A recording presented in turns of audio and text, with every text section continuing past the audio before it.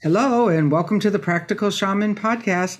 I'm Renee Baribeau, your host, and today I'm very excited to have with me Pamela Seeling, yoga teacher and author of Threads of Yoga, Themes, Reflections, and Meditations to Weave into Your Practice.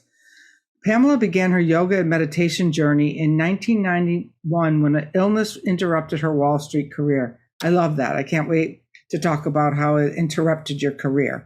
Along with helping recovery, the impact of her meditation led to a lifelong pursuit of perceiving and sharing yogic wisdom through practice, teaching, and writing. She completed her teacher training in 2006 at Integral Yoga Institute in New York. Pamela considers Swami Satyananda, the founder of Integral, as her primary teacher, root guru, but she has trained with many of the top yoga luminaries in the world today. And she lives in New Jersey with as an empty nester where she does workshops, writes, and she lives with her husband, Bob, and the dog, Bodhi. So is Bodhi a yogini? Yes, very wise soul. So what do dogs do like when you're doing your yoga?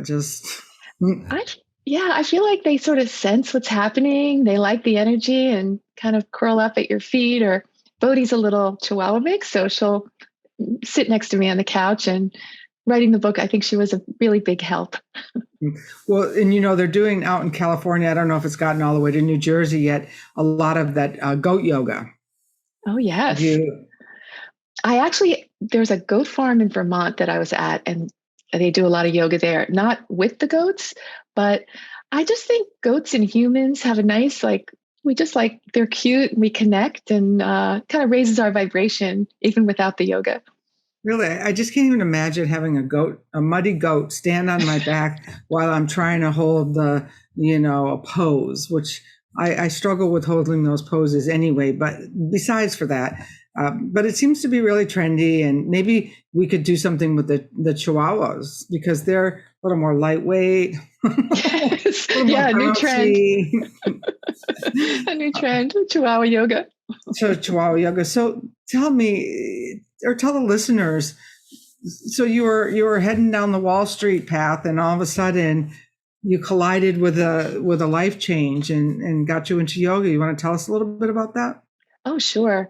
Yeah. So this was a while back in the 80s, and I was working on Wall Street and not living the best, healthiest lifestyle.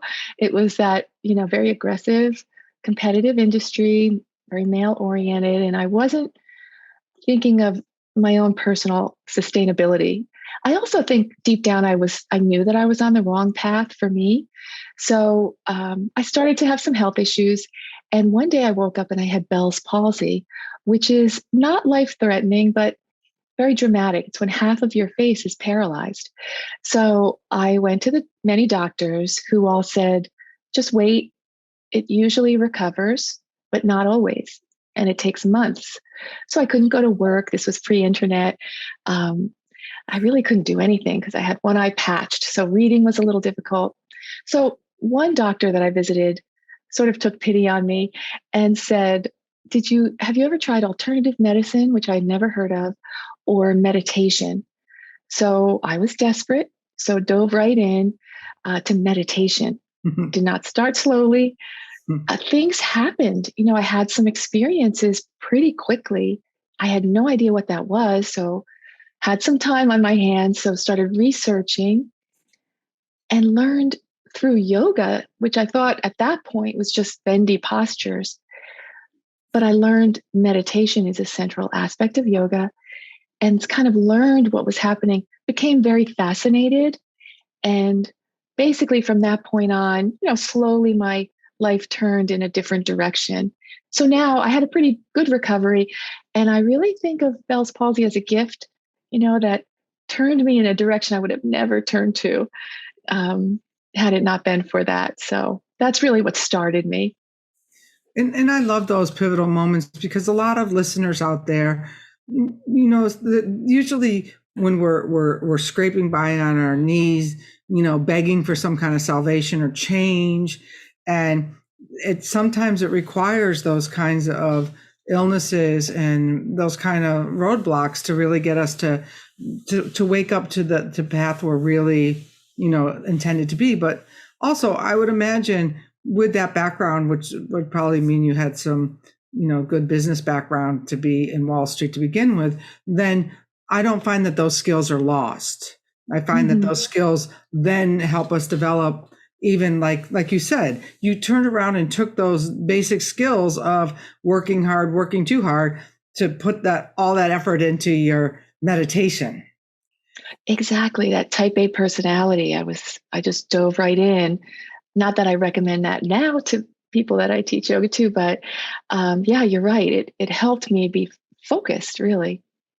So tell us about that experience, because I'm one of those people who I do wind walks. I do walking meditations. I don't do, that's not, I do dikshaws where the fire breath and the prana, the prana, how do you say that? Pranayama. Pranayama breath. And I find that that's helpful. But afterwards, when people are sharing and they talk about these transcendent experiences, I never have those transcendent experiences like that. So what was that like for you to all of a sudden to, have a Kundalini awakening? Well, I think, how you say you haven't had those kinds of experiences. I think, yogis teach you really shouldn't try to have them. Things are happening, underground. And so things are shifting. Sometimes we can't really know. But in my case, I think because I started I took so much time. I didn't know start with 15 minutes of meditation. I was like, yeah, I have 4 hours, I'll meditate. And I was in a time in my life when I was really frightened. So I sort of, looking back at the time, I didn't know, trying in a way to leave my body. I was, so this gave me that kind of out. But anyway, as I was meditating, the first thing that started to happen was with eyes closed, I would see lights almost like fireworks behind my eyelids. I had no idea what was happening. And then when I opened my eyes, I would see the same fireworks in the room, and I'd close my eyes. At first, I was like, okay, something's wrong with my eyes. So I went to the eye doctor. I thought, yeah, so I found out there was actually nothing physically wrong. And that calmed me down a little bit. But it went from that to hearing sounds like a flute, or first a waterfall, then like a flute or bells. And I was in an apartment, so I'd get up and look around and listen if it was from another apartment. And then I realized, no, this is like in my head. So at first I thought, okay, I hope there's not something else wrong with me. But I started to go to like energy healers and, did the alternative medicine route, because conventional medicine had, no, just wait was the advice. And one wise person said to me, because I was saying, what are these lights? Like, what is this noise? And she said, look in the yogic texts, like the ones from India. And so I found some, and the exact thing that was happening to me was written down. Like, sometimes you'll see this or this. So it just made me feel so much better. And then I realized, oh, I have to calm this energy down, and then learned sort of how to do that. Then became just so fascinated with the subject matter and why I didn't know this before. In the yoga literature, this is common. This isn't, magic or supernatural. And I was like, why do I not know this? So it began the journey. It was just fascinated with the subject. That's interesting, because when you said that, I guess I should backpedal a minute and say that I never closed my eyes and saw fire. Okay. So that to me wasn't my way, but just 2 weeks ago, I had a spontaneous healing at a place where I had a spontaneous healing 24 years ago. That was entirely a shamanic dismemberment. So we always try to compare our experiences to that. Like, so whereas you do 4 hours, I would set the timer when I had to sit for 4 minutes. Right. and so there's just, for those of you listening, there's so many paths up the mountain, and the view is pretty much the same once you arrive. Although if you're wanting the fireworks, you might want to try the threads of yoga approach, and maybe not try it for 4 hours a day. And so That must have been a backpedal for you then to realize, okay, well, this is, I got that pink elephant experience right off the top, then becomes the practice of the practice. How Yeah. was the practice of the practice for you? Yeah, well, absolutely. And even though those kind of what I thought of as fantastical experiences, I didn't necessarily want them. I didn't understand them. They didn't benefit me. Do you know, because I couldn't integrate them or anything like that. I was just it was good in that it made me curious. Mm-hmm. But honestly, I just wanted peace. I wanted to feel calm and I wanted to have my physical body in balance. That was, I couldn't maybe articulate it at that time, but that's what I was really doing, trying to achieve. So when I learned more, when I first, and I healed, and I learned more and began like, okay, I'm going to really have a meditation practice in my real life because I did eventually have to go back to work and live my life. I went to that 5 minutes, setting the kitchen timer back then before phones, and trying to do, and seeing how challenging it is, and working with the mind and the thoughts, and then eventually going to a yoga class, years later, and doing postures, and incorporating that, and again, like I did have experiences over the years, but I would not say I was in the same boat as every other beginner. And I really still consider myself a beginner because there's so much, to so many interesting, exciting information. But it's this, just doing these kind of natural, instinctive practices that are written down. I like the yoga tradition, but I think all the, shamanism for sure, any of the indigenous cultures, some of the wisdom traditions, mystical, they're all kind of tapping into this underpinning of truth that Mm-hmm. is this source in us, this spark that it's there. We're connected. It's part of who we are. It's just the mind is loud and gets in the way, so we can't tap in. So many ways to tap in. Basically, the path of yoga is just this kind of instruction of how to quiet the mind.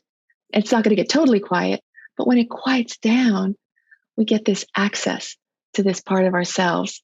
And that is really that's what at least for me, I should say, I'm, I'm enjoying and trying to get a greater access to more than these sort of awakening experiences. Those are fun and they happen when they happen. And I think they're gifts, but it's really this, I just want to be as connected to this source or whatever word you use as much as I can be. Absolutely. And like I said, this one I had a couple weeks ago was predated 24 years back. I just happened to be in the same spot at the same time, and I had poked my eye, and I think I just needed proof again that magic is real. And I heard you say that early on in our conversation, is that we forgot that the magic is real. And I think, and maybe that's why so many, even like as a shamanic practitioner, that I had a Swami help me, heal my brokenheartedness. And then I've been doing these other Diksha exercises on a pretty regular basis for over a year.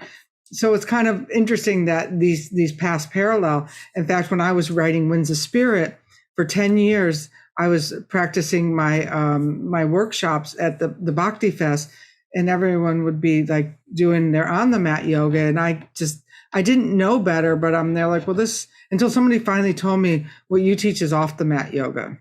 Because there's all of people like to go, a lot of people like, they love to go to those yoga rooms. But what I just opened up to a couple of, because the way you've got the book is great. You've got it divided where you can talk about a theme and then some words to reflect on and some actions and how to weave it into your practice. So one I opened up to was the squaring up. And often like people that I would see at those kind of festivals, they would go to the physical practices, but they stopped there. They didn't take it to how to live in integrity in the rest of the world or things like that. So So tell us about how you got from the white light experiences into, living your life as a yoga. Yes, I'd love to. Well, the book is based on this ancient text called the Yoga Sutras, written by this sage named Patanjali. It's a foundational yogic text. And in it, when I read this, by the way, it just like blew my mind. I was like, wow, once again, like, why didn't I learn this earlier or know this earlier? But Patanjali tells us what is yoga, why we do it, how to do it, and the ultimate stages. So he says right off the bat, yoga is the quieting of the mind. And he tells us then how to quiet the mind. So yoga is the quieting of the mind. Okay. And then later on in the text, it's called the 8-limbed path, his path. And the 8 limbs are how we quiet the mind. One of those limbs is the postures. And of course, the Western society, we like glom onto that one. Oh, I can stay in shape. Right. And you don't have to do all the limbs. You could do one and become, self-realized. But anyway, so that's one. So I don't want to discount that because it's the gateway for most people. 2 of the limbs are meditation, different meditation stages. One is breath work, pranayama. The first 2 are the ethical tenets. They're called the yamas and the niyamas. Also people call them the Yoga 10 Commandments, but they're not really a list of do's and don'ts. They're more, if you do these, you'll be more in alignment with your true nature and you'll be happier. So that's as important as the postures. And that's where we get the first ones: nonviolence, ahimsa, honesty, non-stealing. I have to get my brain online here. That's okay. Brahmacharya, moderation. I'm going to open my book now. That's okay. Those are the yamas. They're considered the observances, and the niyamas are the observances, and the yamas are how we rein it in, or the restraints. So it's ahimsa, truthfulness, non-stealing. That's where you were seeing the squaring up. Brahmacharya is like moderation. And then non-greed is the 5th. So those are the 5 yamas. The niyamas are, the first is cleanliness or purity. The second I love, it's contentment. It's an actual practice. Third is tapas, or heat. It means those spiritual austerities, learning from those. 4th is the study of sacred texts. And the last one is the idea of surrendering to a higher power. So it's not that you have to like do all of these every day. It's more, sometimes in your life, you're off balance and you're like, what's going on? And there might be a yama or niyama that you focus in on. Like, I'm really going to try to be content and actually do a practice, maybe journal, write down gratitude, or maybe it's surrendering, letting go of controlling everything. So you can, it's the limb that you can work with to help you really be in alignment and enjoy your life more. Because yoga teaches that straying from these yamas and niyamas will cause you to be unhappy and to be unfulfilled and those sort of things. So it's not like we're going to be punished by an outside force. It's just we want to be in our own alignment. I like that there's not some God in the sky whipping you when you get out of alignment. But when what I found in my own life, when I live in integrity, one time I worked the steps in AA, and I made a lot of amends for behaviors that I had done over a long time. And when I make one of those yamas, is that what we call them? When I get out in alignment with my yamas, I feel hungover. I feel dissatisfied. I move from my contentment to stress. So I think it does become a self-regulating system. Where would you, so what got you to writing this book? What inspired this? Well, when I started teaching 15 years ago, I was always looking to bring philosophy into the class to kind of weave it in, because I feel like you kind of gyp your students if you just do the postures, but I found it really hard to weave it in. Like I would sound like preachy, which I thought was just horrible or just awkward. And so I was always looking for a book that I could get like good quotes and ideas. I would still make the class my own, but I wanted some more information, especially when life is busy and you don't have time to like, read the text themselves maybe, or write down quotes and you lose your quotes. And, but I couldn't find the book, and after a while, I said, maybe I should write that book. And of course, as I was writing it, I was like, even if you're not a teacher, this is information. A lot of students come up after class and say, can you recommend a book? And there are a lot of great books out there though, so it's not that this is the only one, but I wanted some place that I could get a lot of the themes, the basic philosophy in one place, and then people could sort of take it from there. Yeah, and I think accessible. What I see with your book is that it's accessible. That if I'm struggling with surrender, that there's a chapter for that, and I can go there. It's funny that surrender is the 10th one, when in some traditions it's the first one. So is there an order to these, or are they just? Is there an order? I don't think there's really an order. You can just focus on one and know that that's your issue in life. However, with what you're talking about, surrendering to the higher power, I feel like that is almost like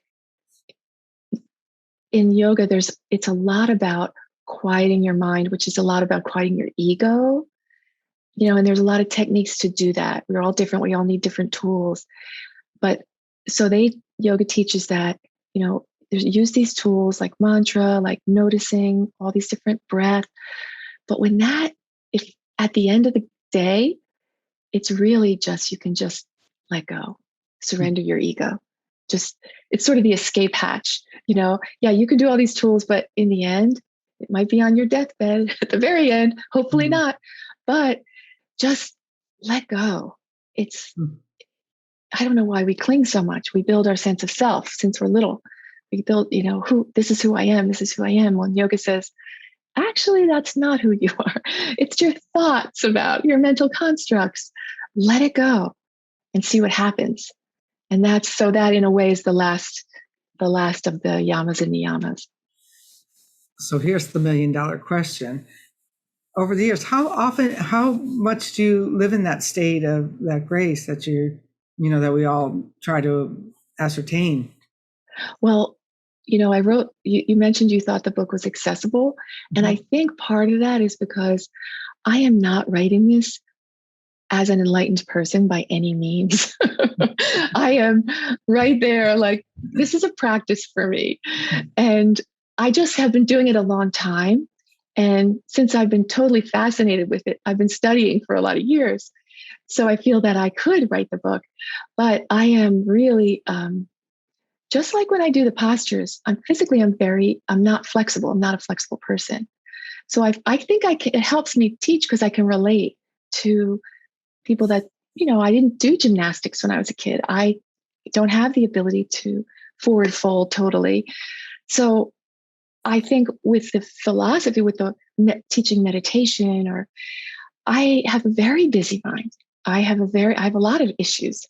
So I understand it can be very annoying when someone says, just take a breath. Let's do a deep cleansing breath. That can be really annoying when you cannot stop the thoughts. So in the state of grace, I feel very lucky that I have these tools. They're like my lifeline, hanging on sometimes for dear life. And I practice, I really see the benefit. And when I keep steady in my practice, wow, it's much easier. Life is much easier, but I let that go. Sometimes I fall off and it starts the chaos, the stress, anxiety, depression, however it works for you in particular. And I'm inspired to get back steady on my practice. So it's that constant dance.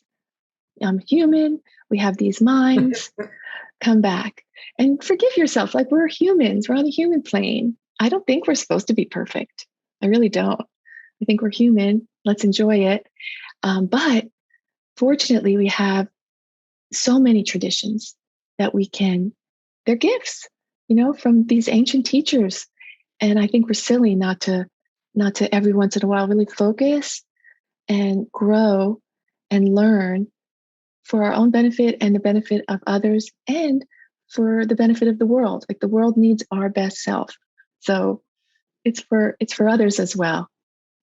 So how are you teaching these days? Do you have a studio, or do you teach Well, locally, or workshops, or? yeah, I owned a studio for 9 years, and I moved my residence a couple of years ago. So I sold the studio.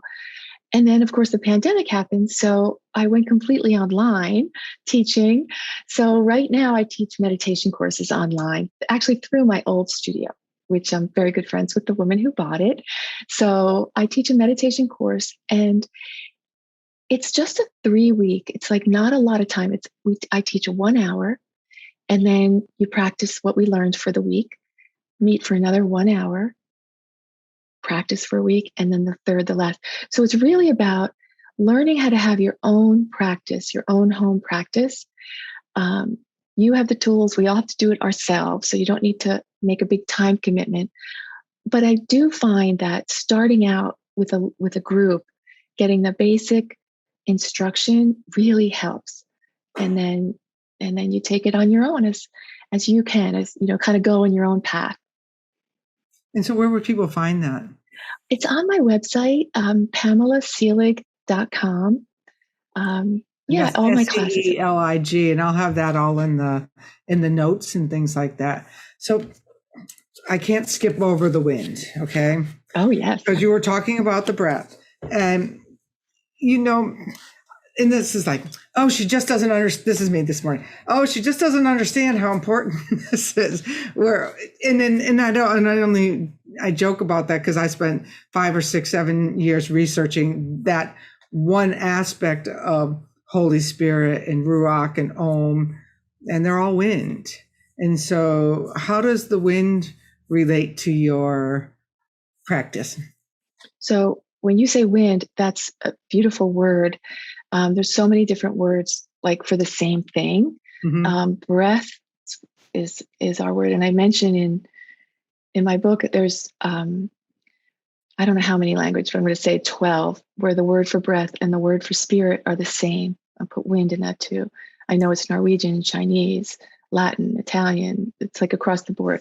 So ancient people understood this idea of the wind and the breath.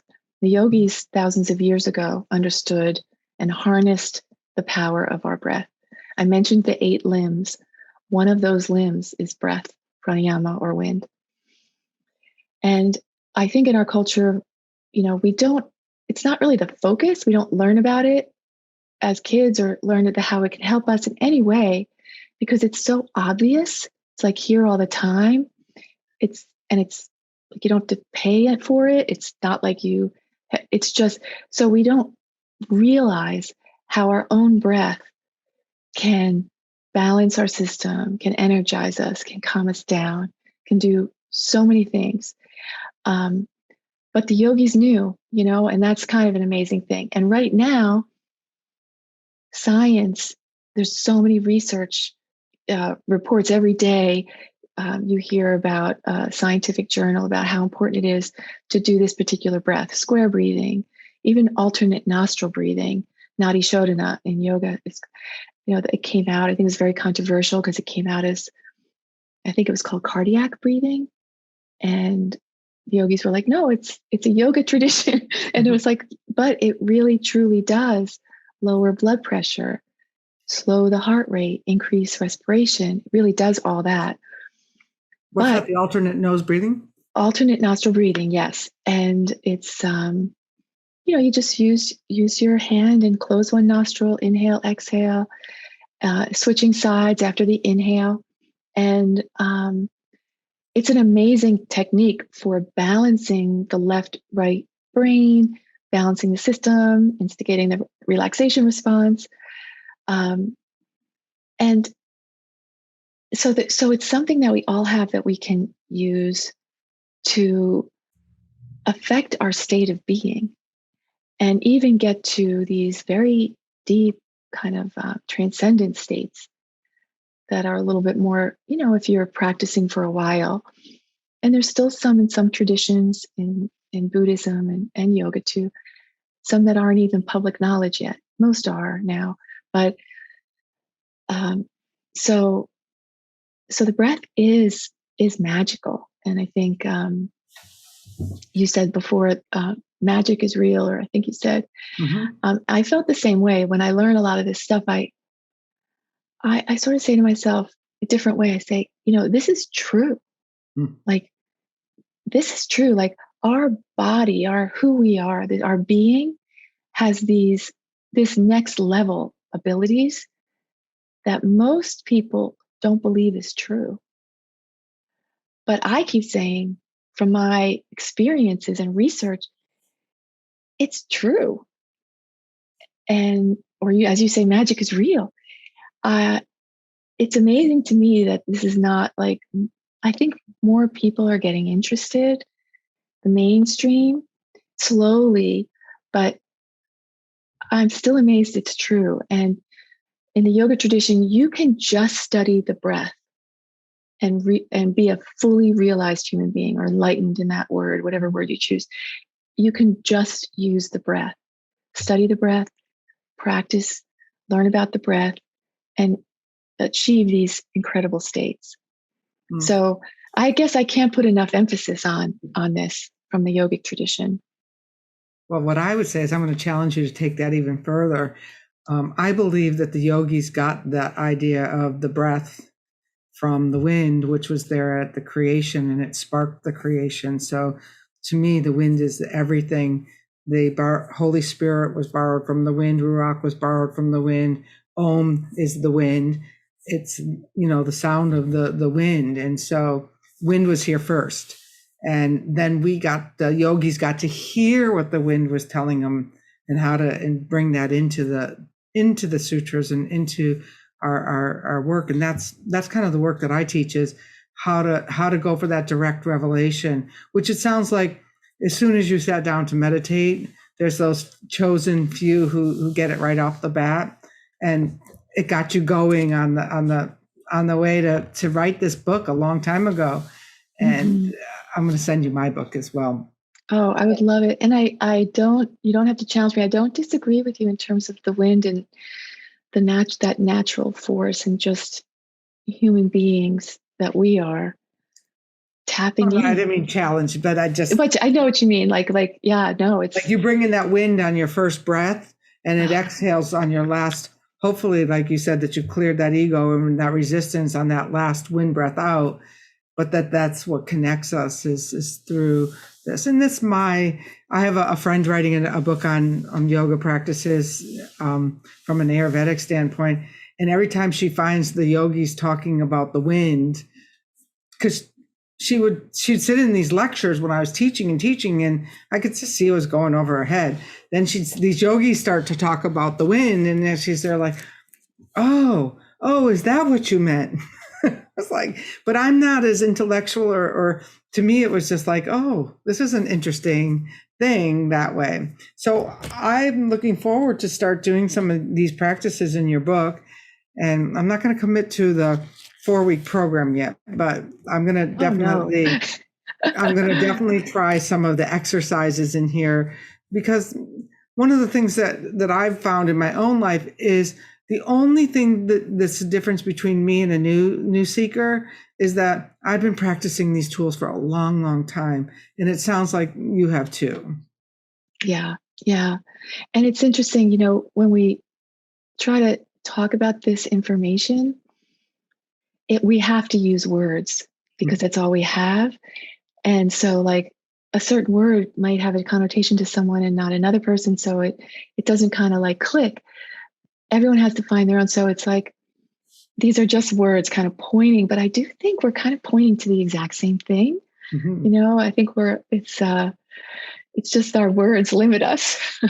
Right. I think waking up, whether you're seeing fire or waking up, whether you're seeing wind, or not the wind that you can see, is the same. Mhm. and living in right relationship in all of those areas. We didn't even get time.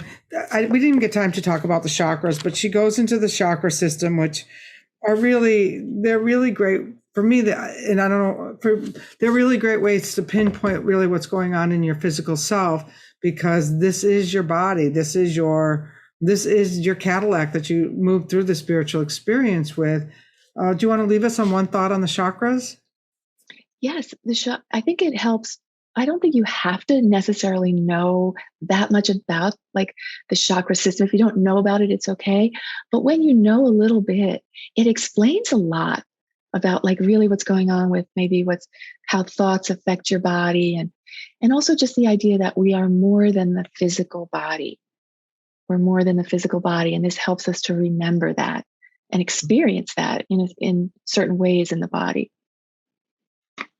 Well, you're a real delight, and I can tell that you're the real deal. And I'm really honored to sit here with you in your practice and your new book, Threads of Yoga: Themes, Reflections, and Meditations to Weave into Your Practice. And is it out yet? It just came out about a week and a half ago. So yes, it's out, bookstores, Amazon.